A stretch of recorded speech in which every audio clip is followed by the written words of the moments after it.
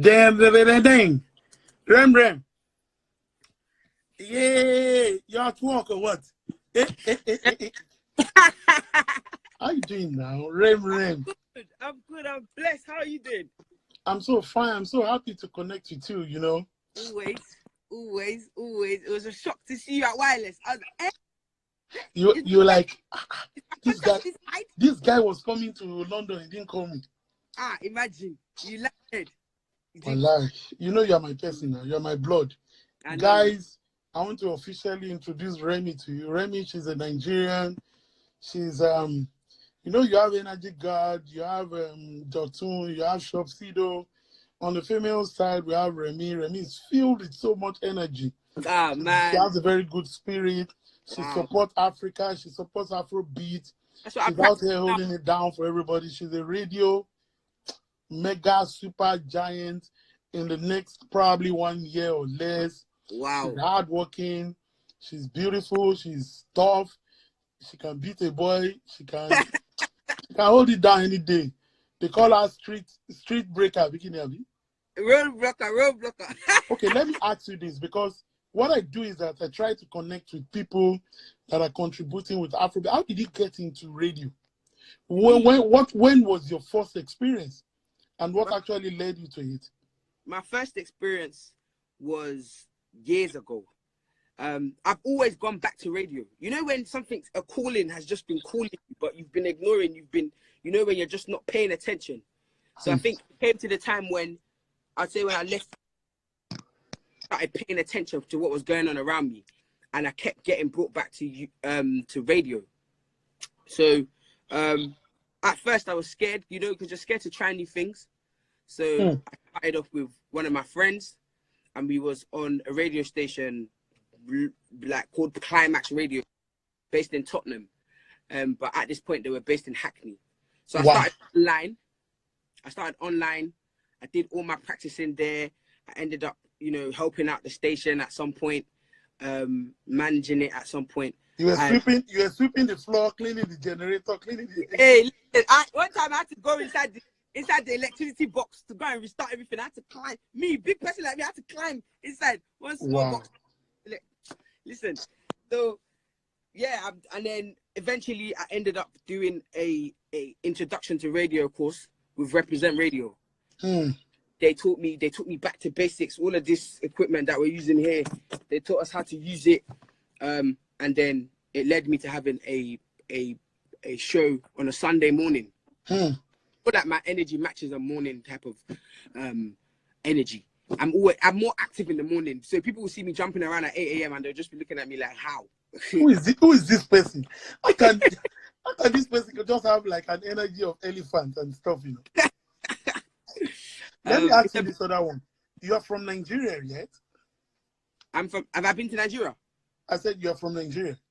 Oh, 100%. 100%. Wow. But you've lived most of your life here in the UK. In UK, yeah. So what was the experience like when you went to Nigeria? Oh, I haven't been to Nigeria for over 10 years. Can you imagine? Jesus Christ.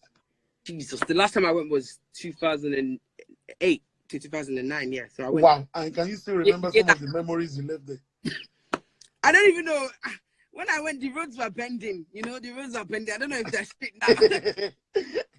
They are not turning on your own now. They're not turning on his own now. I'm hoping it's level grounded, Yeah, it's not bad now. They fixed from the airport. It used to be horrible, but it's crisp now. There's nice road. The impression is changing a little bit. The last governor. It looks amazing. When I see people on Snap there, I'm just like, wow. They didn't go when you went. They went post me. They went post. Wow. I know that when I get to Nigeria, I'm probably gonna cry, or probably just standing there like, wow, like so happy to be home. But yeah. Okay, can I also ask this? Yeah. I know Afrobeats is getting a massive worldwide attention. Yeah. What was it like before it became like a fashion now, like a culture now in UK? I know back then everybody used to act as if they're all Jamaicans. Nobody wants to associate with Africans of Nigeria. I just want to know what you went through that time. You know, sharing among your friends that you're in Nigeria compared to now that, I'm sorry to use that word, they all fuck with you now. I think back in the days with Afrobeats, there was more of a persuasion.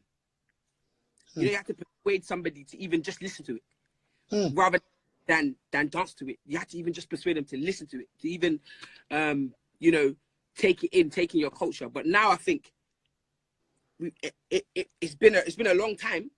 I'd say from when you know, in Nigeria, when I used to, you know, I used to buy them CDs on the road that were copyrighted. Yeah, pirate. They call them pirate CDs. Don't worry, we all do that.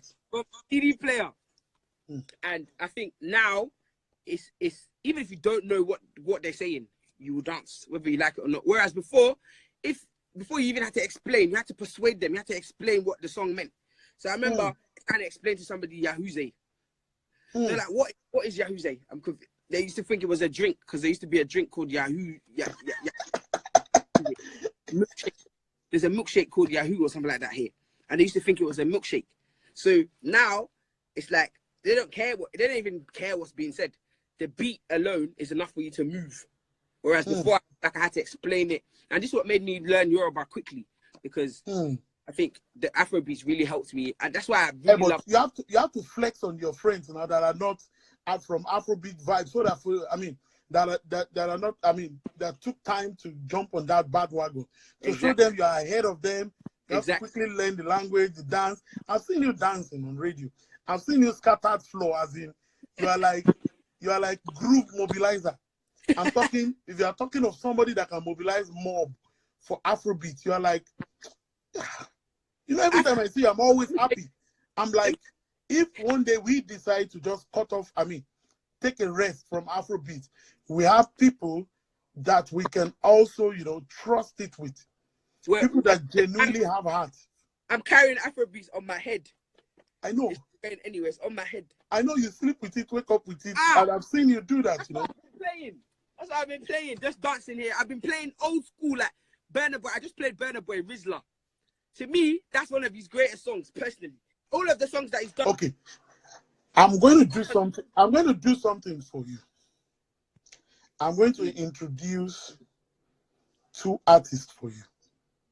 Okay. For you to play on your radio show. Write the name down. I'm going to write it. Hold on. If you people don't know, Remi is always on Representative Radio in London. And of course, she manages a show also on Capital Extra. Maybe one day they're really going to create Afrobeat section on Capital Extra. And you're going to be the one. They do. They have Afrobeat every Saturday, 11 a.m. to 1 p.m. No, that's too late. 11 p.m. to 1 a.m. Yeah, sorry. We want it to be on the prime time, not that midnight. People are sleeping. But that's the time people. It's crazy because that's it. Listen, I've seen the results. People listen to that show. Hey. For you? Okay. Who handles the show? So who handles it? Who? You? No, I'm not his producer. He's got another producer. Who handles the show? Who anchors the show? Afrobeat. He's the curator of it. Oh, Afrobeat. Oh, Afrobeat is our person now. No wonder. Yeah. Okay, write this name down. Okay. The first one, there's one boy I've been listening to for the past 3 days. Okay. His name of the song is His name is Spyro. Spyro. S for Savior. Yeah. P for Peter. Yeah. Y for Yankee. Yeah.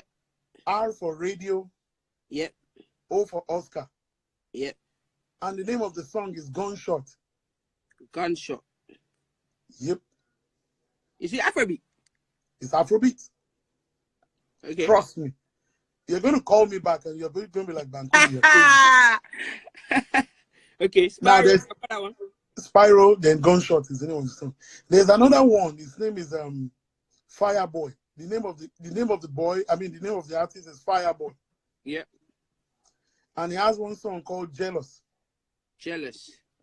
In short, he has released probably 2 songs.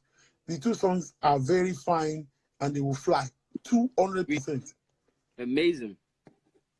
That's what we like to see. New talent. Talent. I mean, there's kind of sound we cross over the culture.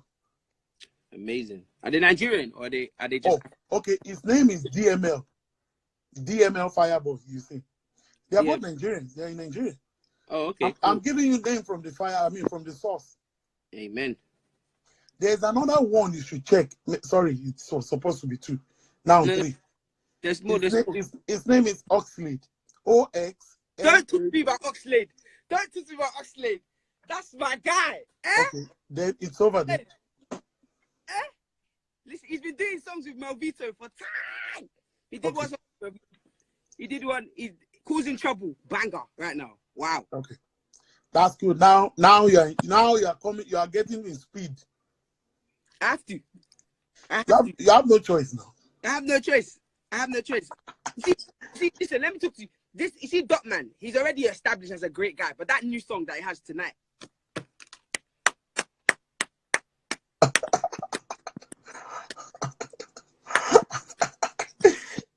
Rembrandt. Wow. Listen, Dotman, he's becoming one of my favorites. I'm telling you. Like, he has one failed song in me personally. Like, he's a special guy. But Oxlade, don't worry. Behind the scene, in your DM, I'm going to send you another top 5. Amen, please.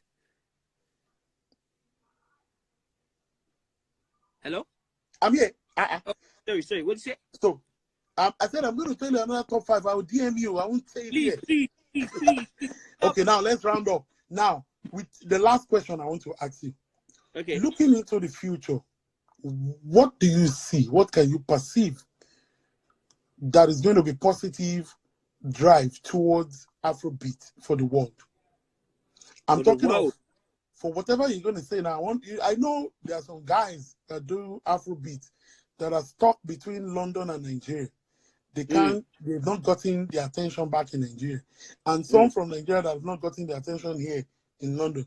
Now that cross-pollination, looking into the future with what the genre is doing now, what can you see from your own perspective as a radio goddess?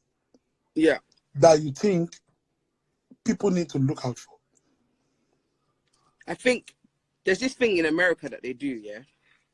When they have a tour, they bring people that might be from their hood or from their area to come and open their show. They take them on tour with them. That's something that you might not have heard of. I feel that's the kind of culture we need to adopt in Afrobeats. Exactly. When we have big shows like festivals, like fair enough, it's great bringing out people that we already know, but I want to see somebody that I don't know. So that you can give them a break. Yes, because that's how I found Coffee. Oh wow! I must be fair to you. In Nigeria, they do it in Nigeria.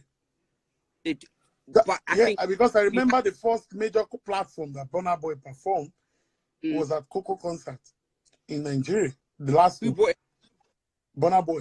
I was there. I was on the stage. I was the stage manager, and I remember that of Wizkid as well, and of course Davido. So I think when it comes to probably in UK or US, all those big concerts they're doing, I concur with what you just said. Yeah, probably, they need to bring them over. Yeah. Bring them over, pair them, because they've got a big platform now. So example Davido's concert in New York, bringing out Mayokun just to show to the world, something like that, right? Exactly. Because to me personally, Chronic Coffee. I know that Chronix is now a major Coffee's success now. She basically grew from him in a sense, because she now did an opening set for Chronix when I went to go see Chronix. Looked at her and said, "Wow, I didn't even know this, but her voice was amazing." Like, if you go back